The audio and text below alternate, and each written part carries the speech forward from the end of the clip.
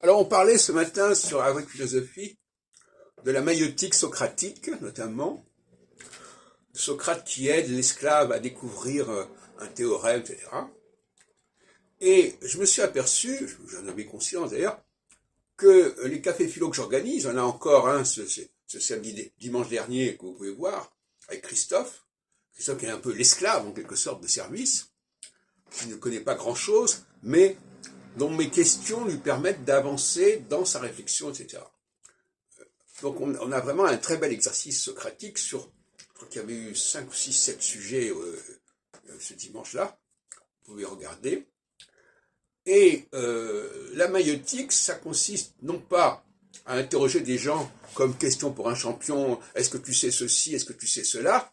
Non, il s'agit de lui demander de réfléchir sur un sujet qu'il connaît parce qu'il l'utilise, parce qu'il le pratique, c'est des mots qu'il emploie, et de se demander ce que ça signifie et quels sont les pièges qui sont liés à cette question-là. Par exemple, la question de l'erreur, qu'est-ce que c'est que l'erreur? Qu'est-ce que c'est que le sourire, etc., etc. Voilà. Donc, toute une série de sujets que j'invente comme ça, une semaine sur l'autre ou tous les 15 jours.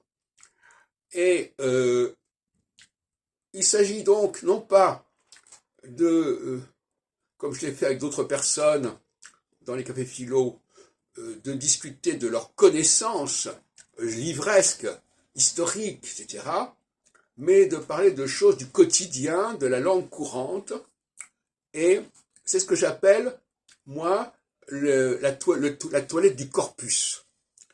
J'en ai parlé hier déjà. La toilette du corpus, c'est-à-dire on ne fait pas seulement la toilette de son corps, on fait la toilette aussi de ce qu'on dit, de son langage, de ses mots. On parle d'ailleurs de châtier, voilà, un langage châtié. Il faut prendre davantage conscience de ce qu'on est en train de dire, et notamment, je suis en passant, des questions étymologiques, c'est-à-dire tout le champ lié à un mot, et on a l'avantage en français d'avoir une étymologie extrêmement riche, avec beaucoup de mots qui se répondent les uns aux autres, alors que dans les langues comme l'anglais, on a tellement de synonymes qu'on ne peut pas connecter les mots entre eux.